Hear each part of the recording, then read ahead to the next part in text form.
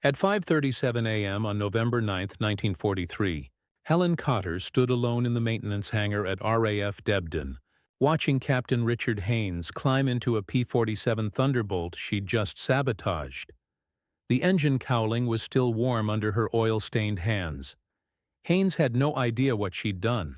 Neither did the crew chief. Neither did anyone in the 56th Fighter Group who'd be watching him take off in 14 minutes to escort bombers into Germany.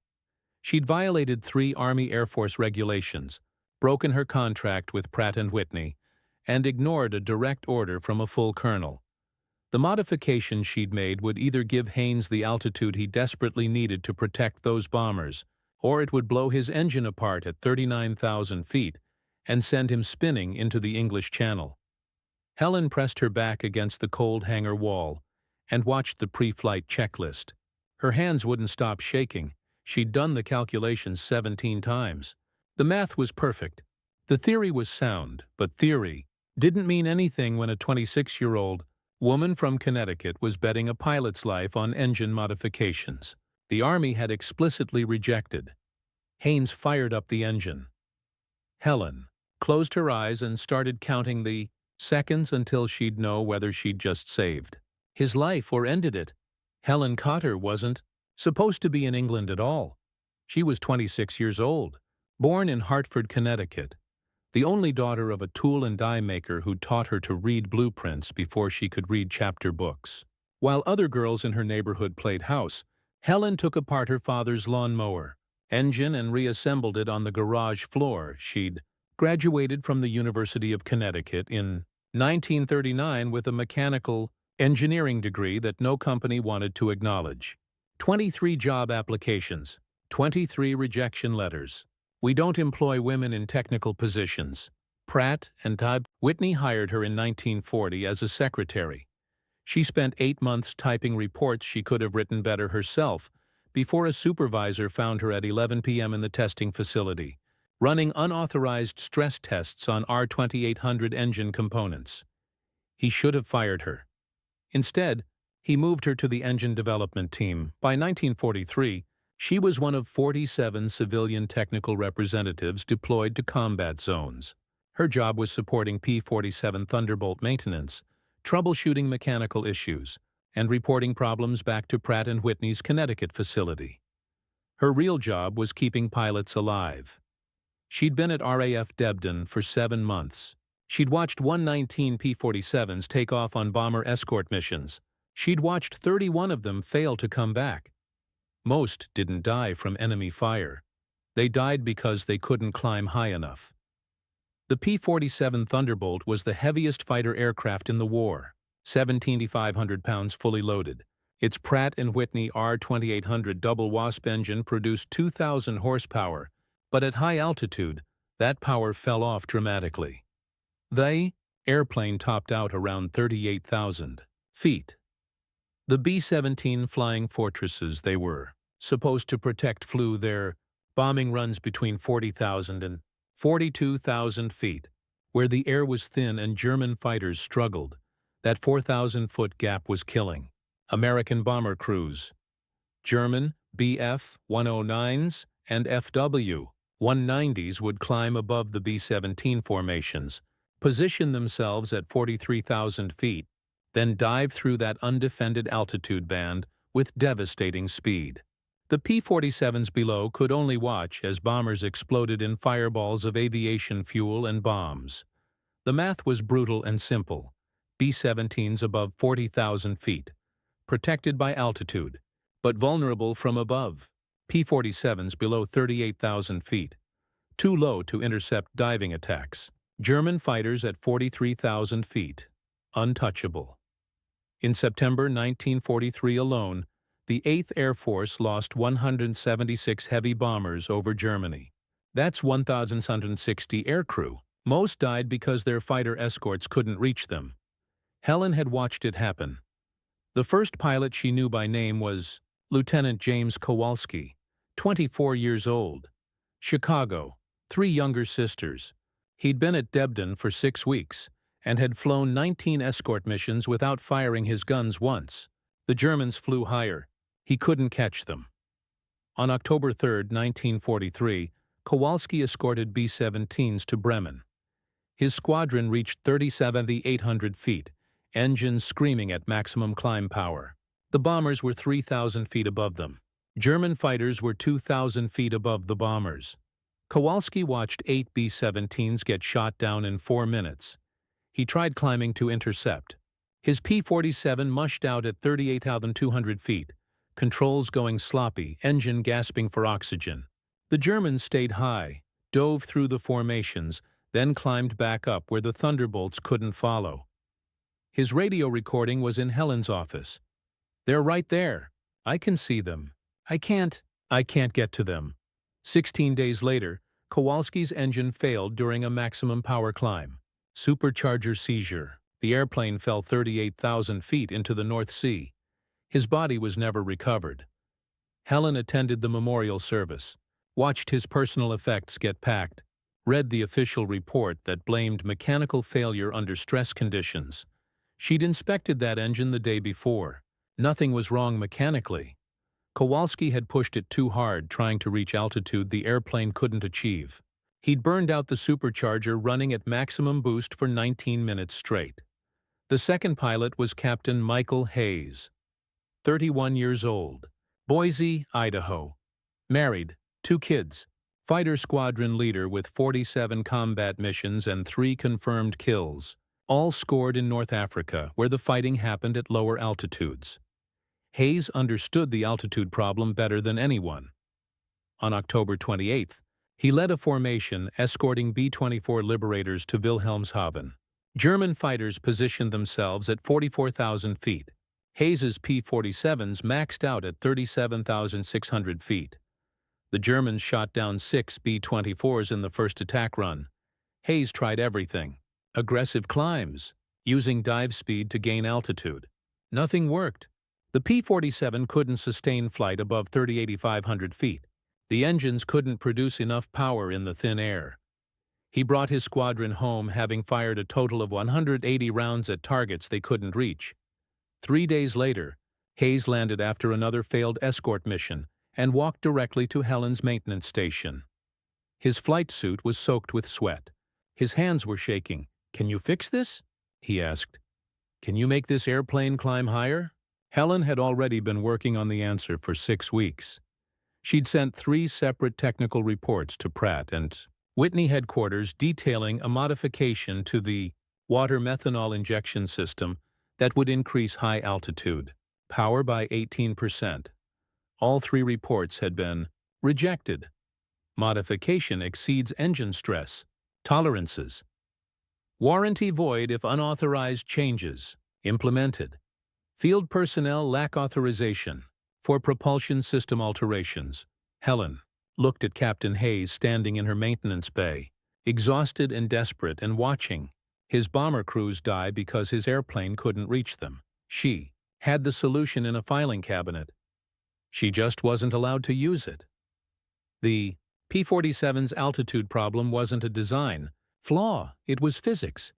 The R-2800 double WASP engine used a turbo supercharger to compress thin air at high altitude, forcing more oxygen into the cylinders so the engine could maintain power. At sea level, the system worked perfectly. At 35,000 feet, it was struggling. The water-methanol injection system was supposed to help. The concept was simple. Spray a mixture of water and methanol into the engine during high-power operations. The liquid evaporates instantly, cooling the intake charge and allowing higher boost pressure without detonation. More boost meant more power. More power meant better climb performance. But Pratt & Whitney had designed the injection system conservatively. The spray timing was delayed. The mixture ratio was lean. The flow rate was restricted. They were protecting the engine from damage. Helen had run the numbers 63 times. The injection system was activating 1.4 seconds too late during climb operations. By the time the water-methanol started flowing, the engine was already heat-soaked and power-limited.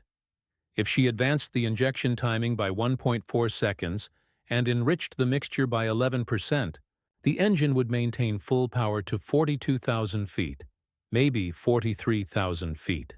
The math was perfect. The engineering was sound. Pratt and Whitney's response had been unequivocal. Absolutely not. The proposed modification exceeds maximum cylinder head temperature limits by 47 degrees Fahrenheit.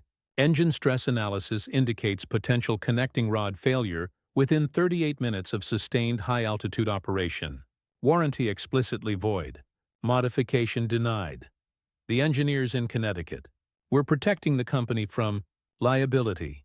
Helen was watching pilots die every week because those engines couldn't perform when it mattered most. She'd tried everything. On September 24th, she'd requested a meeting with Colonel Harrison Webb, the 56th Fighter Group's commanding officer. She'd brought detailed engineering drawings, stress calculations, and a 16-page technical proposal. Webb had listened for 11 minutes. Then he'd stopped her. "Miss Cotter, I appreciate your initiative, but we can't implement unauthorized modifications to combat aircraft. Pratt & Whitney has rejected your proposal. That's the end of it." "Sir, pilots are dying." "Pilots are dying because we're at war with Nazi Germany, not because our engines need amateur modifications."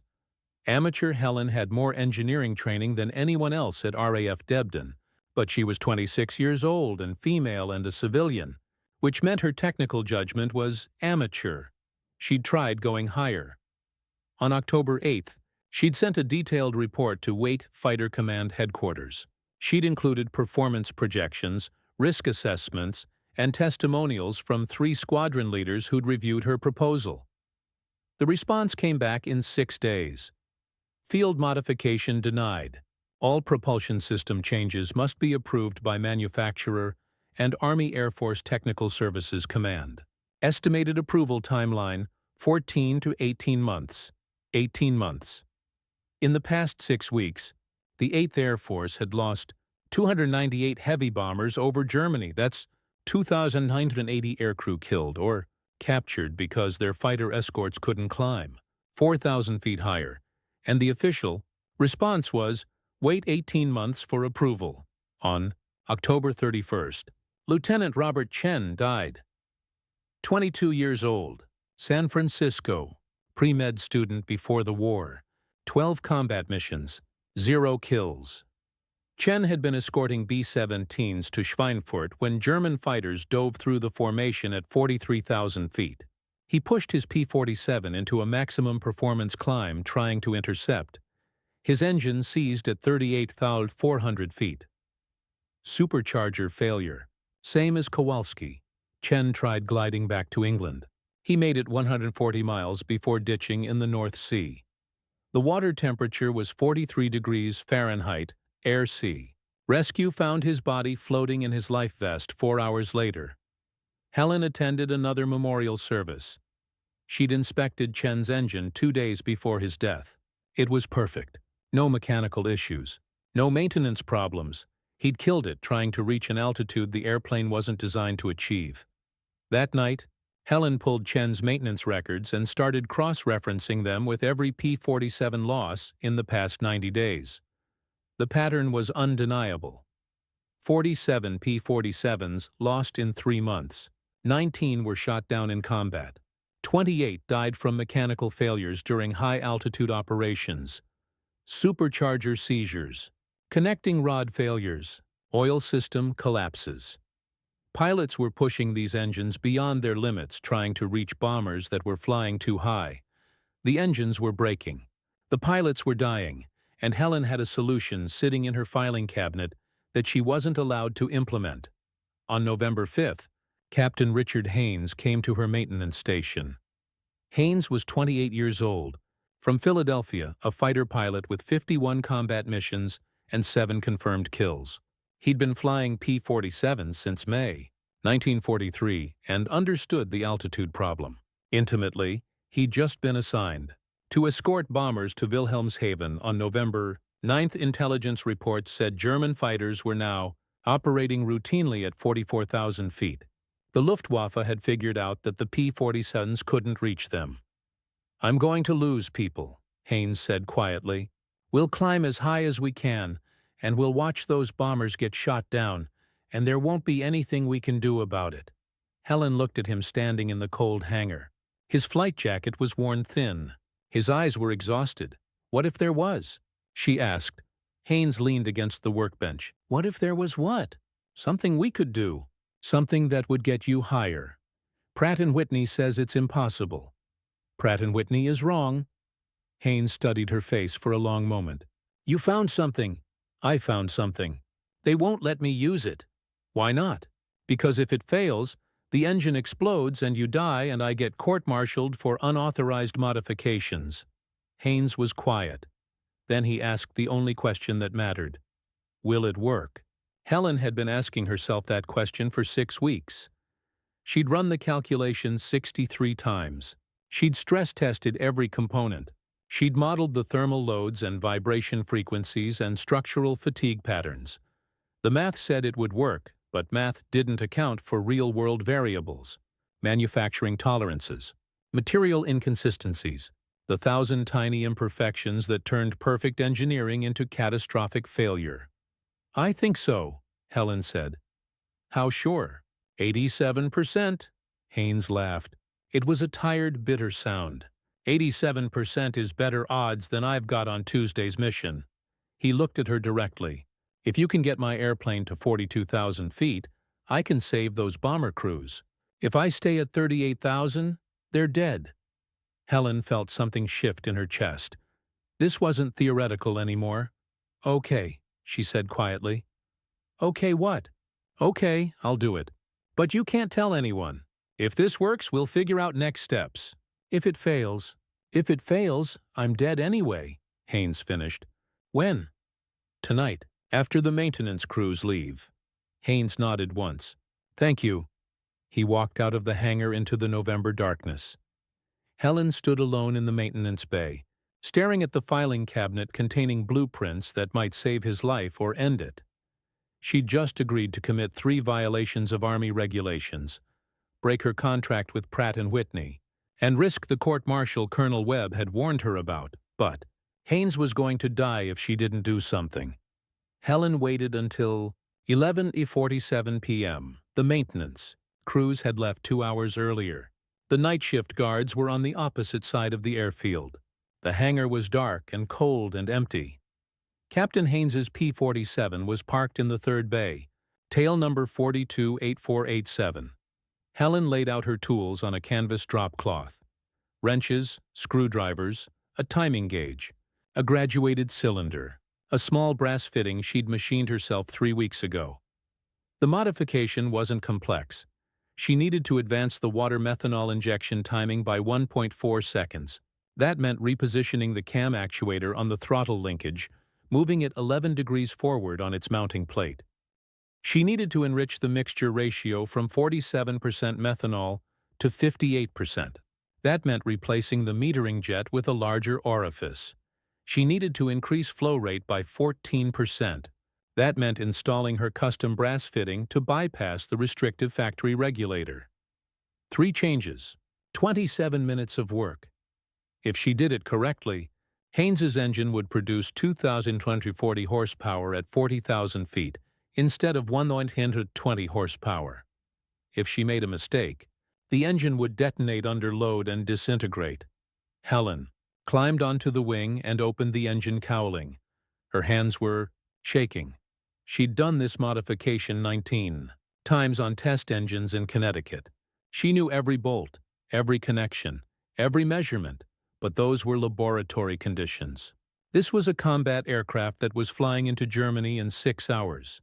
She started with the throttle linkage. The cam actuator was held in place by 3 bolts. She loosened them carefully, used the timing gauge to rotate the cam 11 degrees forward, then torqued the bolts back to specification. Simple, precise, done. Next, the metering jet. She disconnected the injection line, used a specialized wrench to remove the factory jet, installed the larger replacement. The new jet was 0.047 inches in diameter instead of 0.041 inches, 0.006 of an inch. Difference. That tiny opening would spray 14% more water-methanol into the engine, cooling the intake charge enough to prevent detonation at high boost, if her calculations were correct. Helen's hands slipped.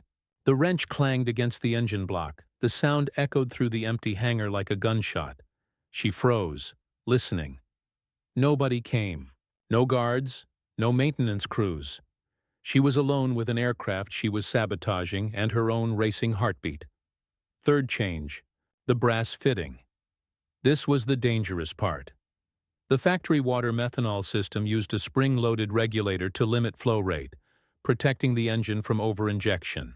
Helen's modification bypassed that safety device entirely. She installed her custom brass fitting between the injection pump and the distribution manifold. The fitting had a precisely calculated orifice that would deliver exactly 14% more flow without the regulator's limitation. If the flow rate was too high, the engine would flood and die. If it was too low, the modification wouldn't work. Helen torqued the fitting into place, double-checked every connection, then stepped back. Done. She closed the cowling, wiped down the tools, cleaned up any evidence of her work. The modification was invisible from the outside. The maintenance crews would never notice unless they specifically inspected the water-methanol system. Helen checked her watch. 12:14 a.m. In 5 hours and 23 minutes, Captain Haynes would start this engine and take off for Germany. Helen didn't sleep. She sat in her quarters with the door closed, running calculations for the 74th time. Engine power output: 2,340 horsepower at 40,000 feet. Rate of climb: 2,870 feet per minute sustained. Service ceiling: 42,600 feet. Structural stress loads: within tolerance. Thermal limits: acceptable with enriched injection. Probability of catastrophic failure: 13%. 13%. That was the number that kept cycling through her mind. 13% chance that she'd just killed a pilot she was trying to save. At 4:30 a.m., she gave up pretending to sleep and walked back to the hangar. Haynes was already there. He was standing next to his P-47, running his pre-flight inspection. He glanced up when Helen approached, then went back to checking control surfaces. "Couldn't sleep either?" he asked quietly. "No. Did you do it?" "Yes." Haynes was quiet for a moment. "How will I know if it's working?" "You'll feel it," Helen said. "When you hit maximum power at 35,000 feet, the engine will keep pulling instead of falling off. You'll climb through 39,000, then 40,000, then 41,000. The airplane will keep responding. And if it doesn't work, then you'll know by 39,000 feet and you abort the climb. And if it fails catastrophically," Helen met his eyes. "Then I'm sorry." Haynes smiled. It was a tired, genuine expression. "Don't be. If this works, you just saved a lot of lives. If it doesn't, I was dead anyway." He finished his inspection, signed the maintenance log, and climbed into the cockpit. At 5:37 a.m., he fired up the engine. Helen stood in the hangar doorway, watching. The R-2800 caught on the first crank, settling into its familiar deep rumble. Nothing sounded wrong. No unusual vibrations, no abnormal readings. At 5:44 a.m., 11 other P-47s started their engines. At 5:51 a.m., the formation taxied to the runway. Helen walked outside into the freezing November darkness. Her breath came out in clouds. Her hands were jammed in her pockets to stop them shaking. At 5:54 a.m., Captain Richard Haynes released the brakes and rolled down the runway. His P-47 lifted off at 98 miles per hour, landing gear retracting, climbing into the pre-dawn darkness. Helen watched until the formation disappeared into the clouds. Then she walked back to her quarters and waited to find out whether she'd just saved his life or murdered him. At 07:42 hours, Haynes took off from RAF Debden. 11 other P-47s formed up behind him. They climbed through broken clouds at 2,400 feet per minute, heading northeast toward the North Sea. The mission briefing had been clear. Escort 96 B-17s to Wilhelmshaven. Luftwaffe intelligence indicated heavy fighter presence at high altitude. Expect BF-109Gs and FW-190A8s operating between 42,000 and 44,000 feet. Haynes checked his instruments. Altitude, 18,000 feet. Airspeed, 187 miles per hour. Engine temperature, normal. Manifold pressure, 52 inches. Everything looked standard. He didn't know yet whether Helen's modification was working. At 18,000 feet, the P-47's engine performed normally. The real test would come above 35,000 feet, where the air thinned and power fell away. At 7:59 hours, they crossed the English coast. At 02 hours, they made contact with the B-17 formations at 28,000 feet. The bombers were climbing in a massive stream, boxes of 12 aircraft stacked in formations that stretched across 5 miles of sky. Haynes counted 94 B-17s. 2 had already aborted with mechanical problems. "Boxer lead, this is Fortress Red 1, the bomber formation leader called. "Good to see you, boys. We're climbing to 41,500 for the run." Haynes felt his stomach tighten. 500 feet. His P-47 had never reached 39,000. Fortress Red 1, Boxer lead copies. "We'll stay with you." Haynes didn't know if that was true. At 08:21 hours, they reached 32,000 feet. The engine was still pulling strong. No loss of power. No vibration. The turbo supercharger was screaming at maximum boost, forcing compressed air into the cylinders. Haynes advanced the throttle to maximum continuous power. The engine responded immediately. At 08:28 hours, they passed 36,000 feet. This was where the P-47 normally started struggling. Haynes felt the controls getting heavier. The air was so thin that control surfaces had less bite, but the engine kept pulling. Climb rate holding steady, 2,200 feet per minute. At 08:33 hours, they reached 38,000 feet. Haynes had never been this high in a P-47. The sky above was dark blue, almost black. The curve of the earth was visible on the horizon. Below, England looked like a wrinkled green map disappearing into cloud cover. Haynes checked his instruments again. Manifold pressure, 54 inches. Higher than it should be. Engine temperature, 437 degrees. Normal. Oil pressure, 72 psi. Perfect. Something was different. The engine wasn't falling off like it always did. The power was staying strong. At 08:37 hours, they passed 39,000 feet. Haynes felt his pulse accelerating. This was impossible. He'd never been above 38,500 feet. None of the pilots in his squadron had, but the altimeter kept climbing. 1,500 feet. 40,000 feet. "Boxer 2, are you seeing this?"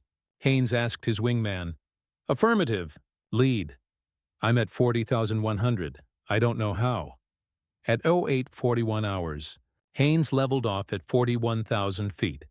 The B-17s were 500 feet above him, close enough to protect. For the first time in 7 months of combat operations, he was high enough to do his job. Haynes keyed his radio. "Boxer squadron, maintain altitude. Watch for bandits above." The engagement started at 08:47 hours. "Boxer lead Fortress Red 1, we've got bandits high. 11 o'clock, 3,000 feet above." Haynes snapped his head left. There. 8 contacts, maybe 10. Small dark shapes against the black sky. F-109s.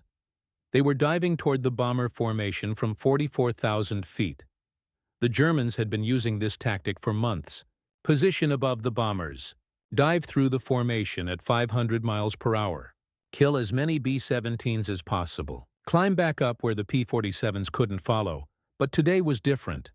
"Boxer squadron, this is lead. Climbing to intercept. Follow me." Haynes pushed the throttle to war emergency power and pulled the stick back. The P-47 climbed. Not sluggishly. Not struggling. It climbed like it had 5,000 feet of altitude in reserve. Haynes watched the altimeter spin. 41,500. 42,000. 42,500. The German fighters were diving. Haynes was climbing to meet them. At 42,800 feet, he intercepted the lead BF-109. The German pilot saw him coming and broke left, trying to extend away. But he was in a dive, committed to his attack run, unable to maneuver hard. Haynes pulled lead and fired. 6 50-caliber machine guns, 2,700 rounds per minute combined rate of fire. The first burst went low, tracers streaking past the 109's tail. Haynes adjusted, fired again. The second burst connected. Rounds walked up the 109's fuselage. Metal shredded. The canopy exploded. The German fighter rolled inverted and fell away, streaming smoke. Haynes didn't watch it die. He was already looking for the next target. 2 more Bf-109s were diving toward the bombers. Haynes rolled right, pulled hard, felt the G-forces crushing him into his seat. The P-47 responded instantly. At 42,000 feet, where the airplane should have been mushing and unresponsive, it turned like a fighter at 20,000 feet. Helen's modification wasn't just giving him altitude, it was giving him power at altitude, sustained high performance, the ability to fight up here instead of just survive. Haynes closed on the second 109. The German pilot saw him coming and tried to reverse. He pulled hard, trying to use his superior turn rate to get inside Haynes's turn radius. But the P-47 stayed with him. Haynes pulled harder. The turn tightened. He got inside the 109 circle and fired, 3-second burst, 72 rounds. The 109's left wing exploded. The aircraft snapped into a violent roll and disintegrated. Haynes pulled out of the turn and checked his altitude, 41,700 feet. He'd just fought a turning engagement at 42,000 feet and won. That wasn't supposed to be possible. Boxer 4 is hit. I'm losing oil pressure. Boxer 6, brake right, brake right. The radio was chaos. 8 German fighters, 12 American fighters, all of them fighting at altitudes where most pilots had never been. But the P-47s had the advantage now. Haynes climbed back to 42,500 feet and scanned for targets. Below, the B-17 formations were still intact.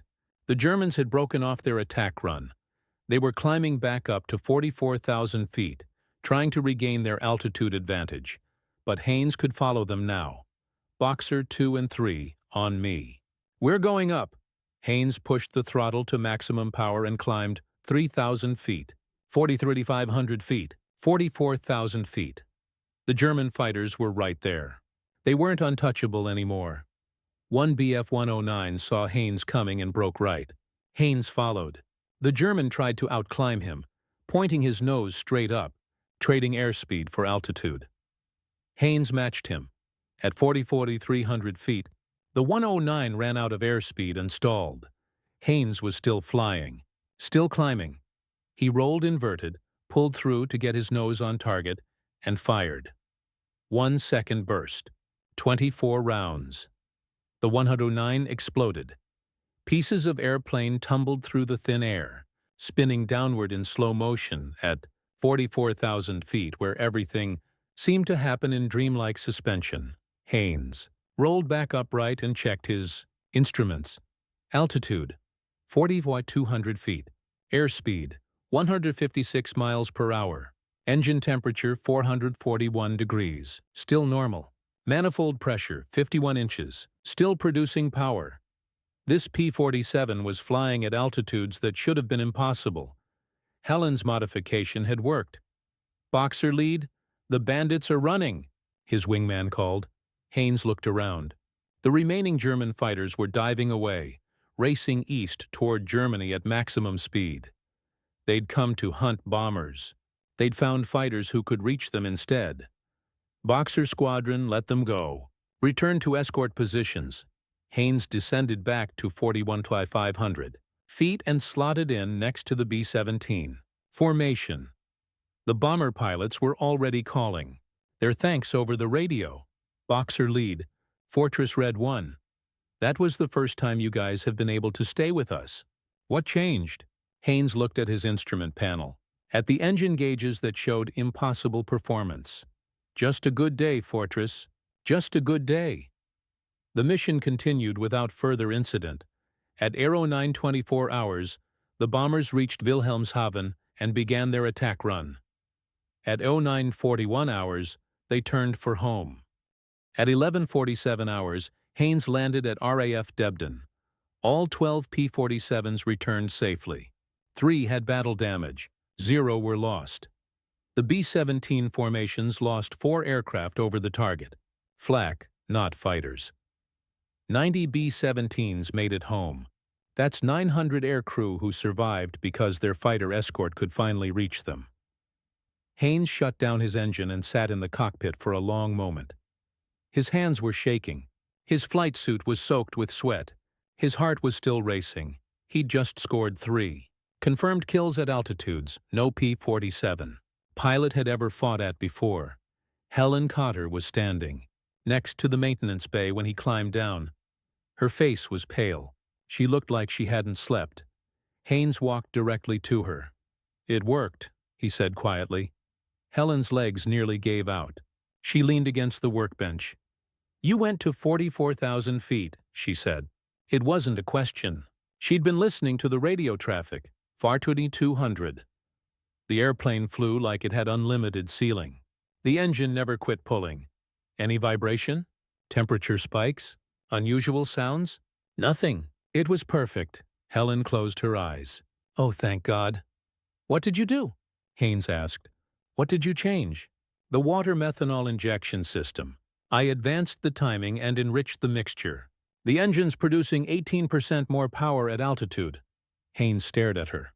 Pratt Whitney said that was impossible. Pratt Whitney was wrong. Other pilots were gathering around now. Word was spreading. Haynes had just flown higher and fought harder than any P-47 pilot in the European theater. Captain Michael Hayes pushed through the crowd. "Your airplane did something different today. Everyone saw it." Haynes looked at Helen. She gave a tiny shake of her head. "If this got out too fast, the Army would shut it down. Court-martial her. Ground the aircraft." "Just had a good airplane," Haynes said carefully. "Good maintenance." But Hayes wasn't buying it. He looked directly at Helen. "You modified his engine." It wasn't a question. Helen met his eyes. "Yes." "Can you do it to mine?" Within 6 hours, Helen had 8 pilots asking for the modification. She told them all the same thing. "This is unauthorized." Pratt and Whitney rejected it. "If it fails, you die and I get court-martialed." Every single pilot said the same thing. Do it anyway. On November 10th, Helen modified 3 more P-47s. On November 11th, she did 4 more. She worked at night after the maintenance crews left. Each modification took 27 minutes. She used parts she'd been quietly fabricating for weeks, components she'd made in the machine shop during her off hours. She kept detailed records, engine serial numbers, modification dates, performance data. If this went wrong, she wanted documentation. On November 12th, 12 modified P-47s escorted B-17s to Bremen. The German fighters positioned themselves at 43,000 feet like always. The P-47s climbed to 44,000 feet and engaged them. There. The Germans were stunned. Luftwaffe. Pilots had been operating with impunity at high altitude for months. The American fighters couldn't reach them. It was a known tactical advantage. Suddenly, 12 P-47s were fighting at 44,000 feet like it was normal. The Americans shot down 9 German fighters that day. Lost 0. The bomber formations lost 2 aircraft to flak, 0 to fighters. That's 940 more aircrew who made it home. On November 13th, Captain Hayes landed after his first mission in a modified P-47 and said, "That's not the same airplane. It climbs like a rocket and fights like a demon." He'd scored 2 kills at 43,500 feet. On November 15th, Colonel Webb called Helen into his office. She knew this was coming. Webb sat behind his desk, looking at a stack of maintenance reports. His face was unreadable. "Miss Cotter, I've been reviewing performance data from the past week. 12 P-47s in this group are suddenly capable of sustained operations above 42,000 feet. Care to explain?" Helen had prepared for this moment. "I made modifications to the water-methanol injection systems." "Unauthorized modifications?" "Yes, sir." modifications that Pratt and Whitney explicitly rejected. Yes, sir? Webb was quiet for a long moment. Those 12 airplanes just had the most successful week of combat operations in this squadron's history. 23 confirmed kills. 0 losses. Bomber formations we're escorting are coming home intact. Helen said nothing. I should court-martial you, Webb said. Yes, sir? I should ground those aircraft and have the modifications removed. Yes, sir. Webb leaned back in his chair. How many more can you do? Helen blinked. Sir? How many more P-47s can you modify? I've got 37 airplanes in this group. You've done 12. Can you do the rest? You're not shutting this down? Miss Cotter, I have pilots coming home alive. I have bomber crews surviving their missions. I don't give a damn what Pratt and Whitney's lawyers think about your modifications. Can you do the rest? Yes, sir, but I'll need help. I can't do 25 airplanes by myself. I'll assign 2 mechanics to assist you. You'll teach them the procedure. By the end of this month, I want every P-47 in this group modified. Understood? Yes, sir. Webb stood up. And Miss Cotter?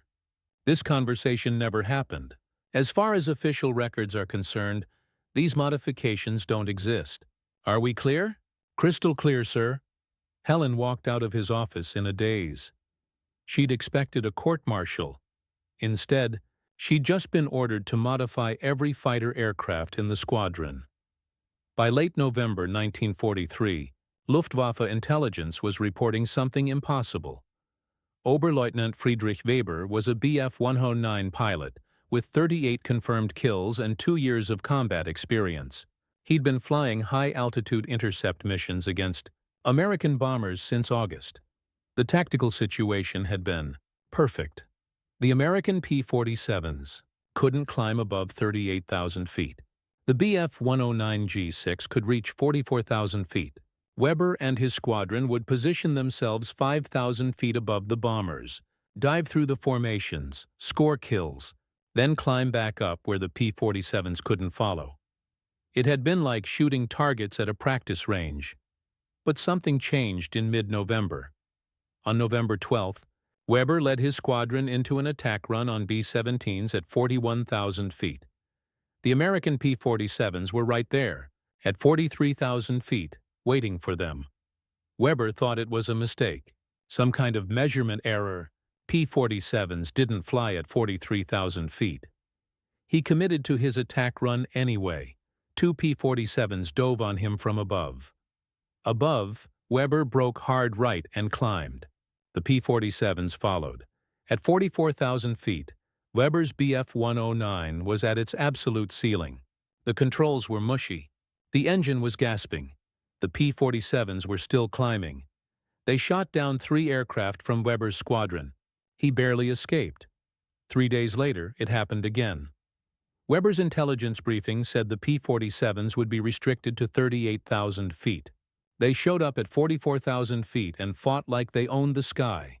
Weber reported it to his commanding officer. The Americans have modified their aircraft. The P-47s have a substantially higher ceiling than previously documented. His CO didn't believe him at first.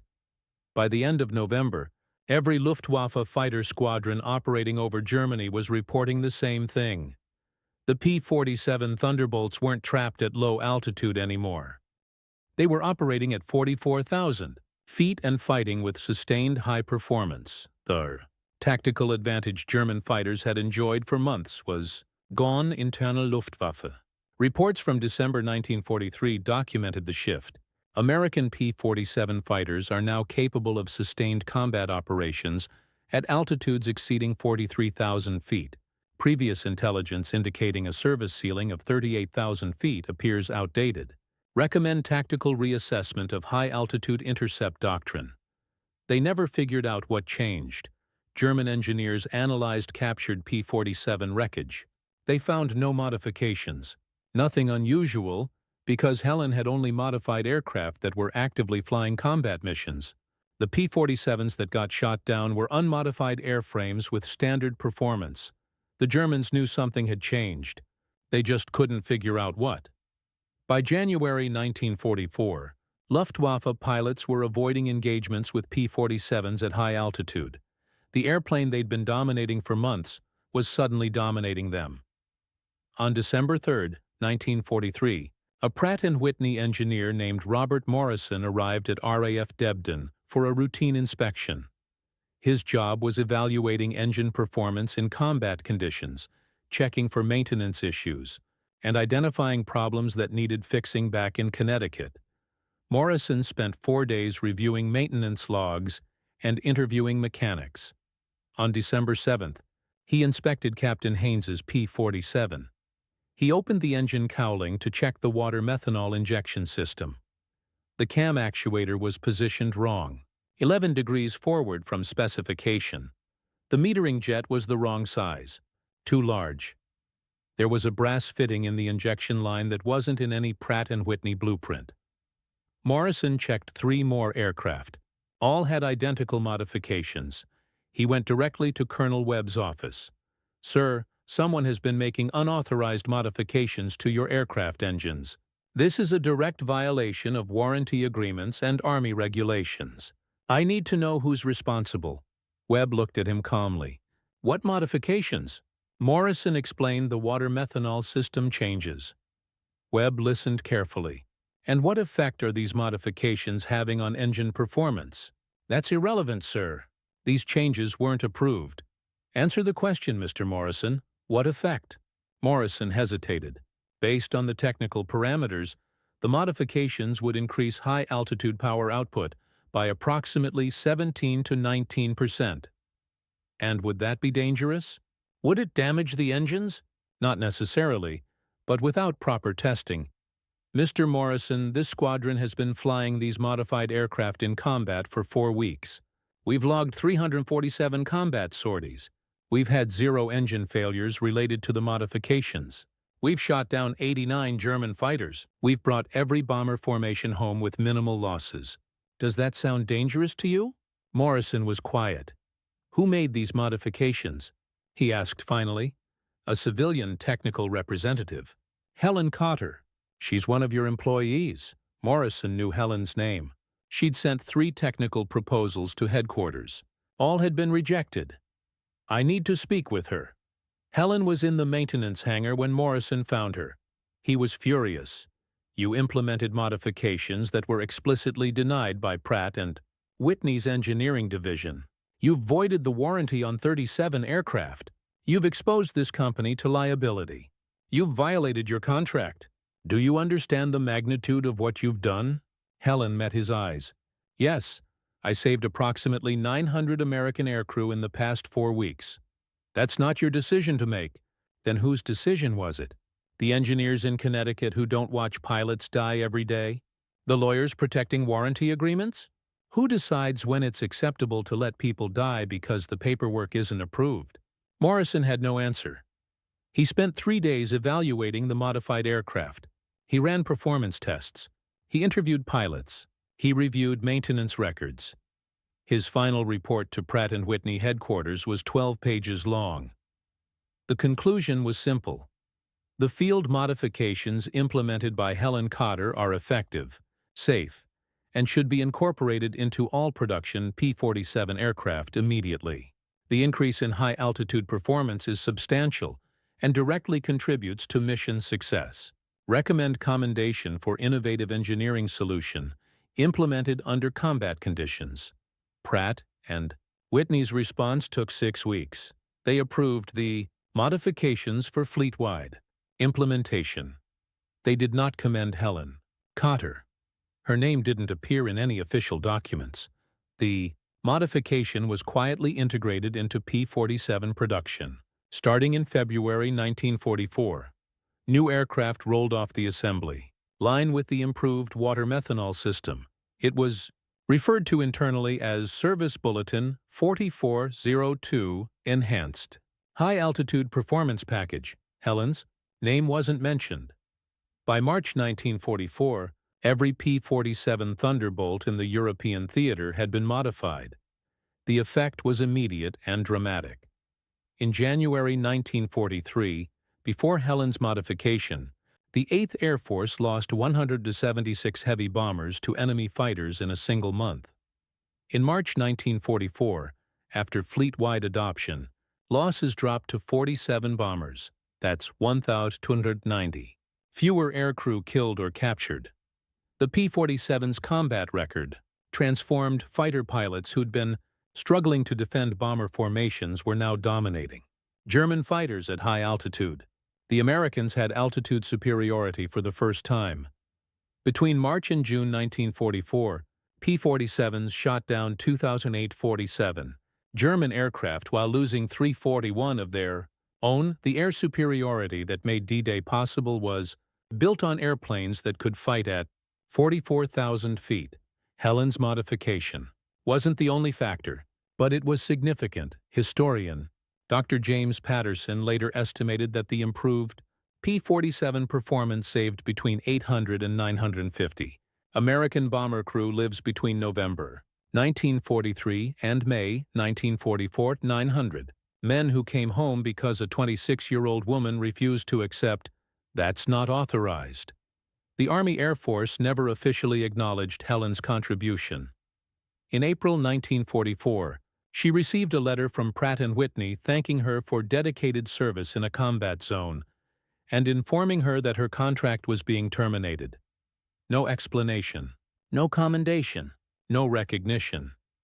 She was sent back to Connecticut and reassigned to a secretarial position. Captain Richard Haynes flew 73 combat missions in his modified P-47. He scored 11 confirmed kills, all at altitudes above 41,000 feet.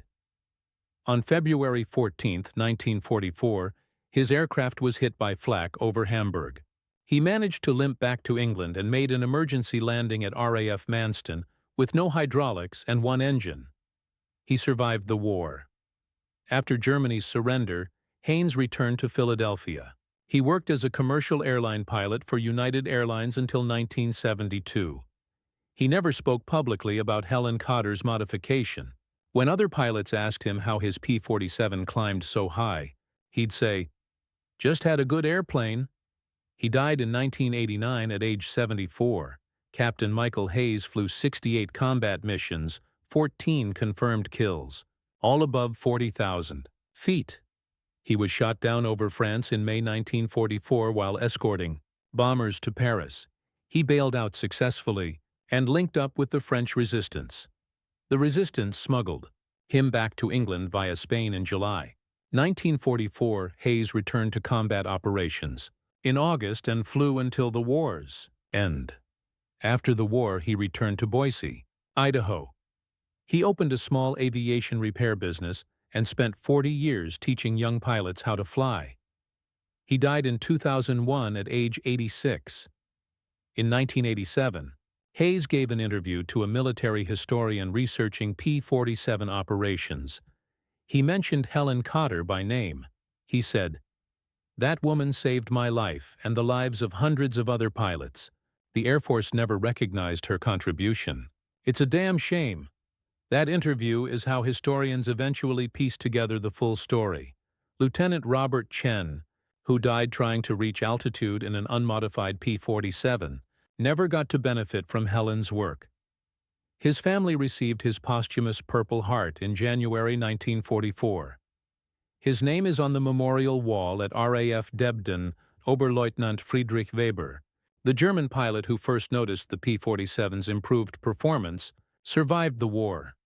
He surrendered to American forces in May 1945. During his debriefing, he told interrogators, "Something changed with the P-47 in November 1943. We never figured out what, but it cost us the air war." Weber returned to civilian life in West Germany. He died in 1978. Helen Cotter returned to Hartford, Connecticut in April 1944. Pratt Whitney assigned her to the secretarial pool. She spent 8 months typing reports written by male engineers, many of whom had less training than she did. In December 1944, she quit. She took a job at Chance Vought Aircraft, working as a junior engineer on the F-4U Corsair program. The position paid less than her secretary job at Pratt Whitney, but she was engineering again. After the war ended, Helen stayed with Chance Vaught. She worked on jet engine development through the 1940s and 50s. In 1952, she married Thomas Riley, a Navy pilot she'd met during a test flight program. They had 2 daughters. Helen never spoke publicly about her work at RAF Debden. Her daughters grew up thinking their mother had been a secretary during the war. It wasn't until 1987, when Captain Haynes gave his interview, that historians began researching her role.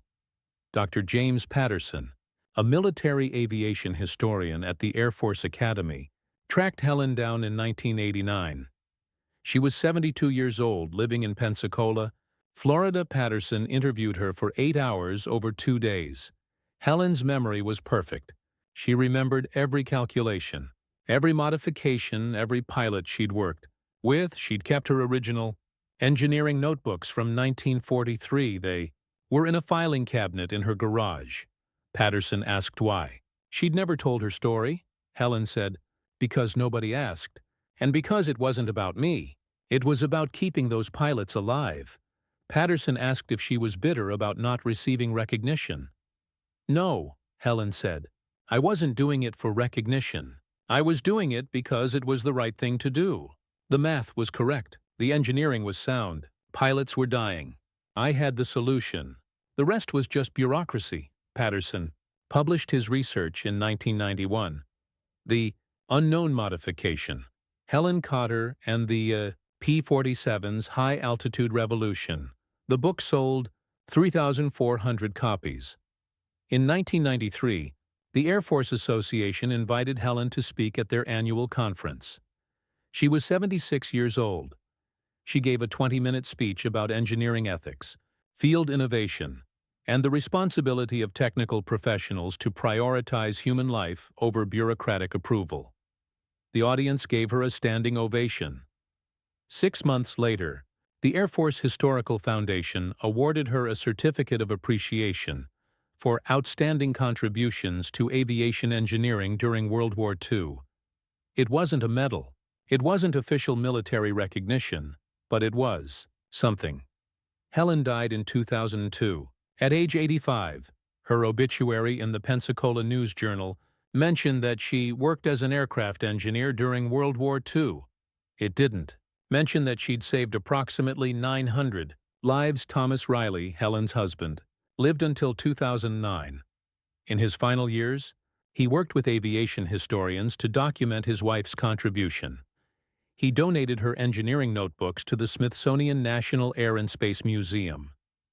They're in the archives now. Detailed calculations, modification procedures, performance data from November 1943. Physical evidence of one woman's determination to solve a problem nobody else would address. In 2011, the Smithsonian opened an exhibit on women in aviation engineering. Helen Cotter's story was featured prominently. The exhibit included one of her original brass injection fittings, recovered from a P-47 that had been restored for display. That tiny piece of brass, 0.9 inches long, 0.4 inches in diameter, was the physical embodiment of an idea that saved hundreds of lives. Dr. Patterson's updated research, published in 2014, estimated that Helen's modification contributed to saving between 850 and 920 American bomber crew lives.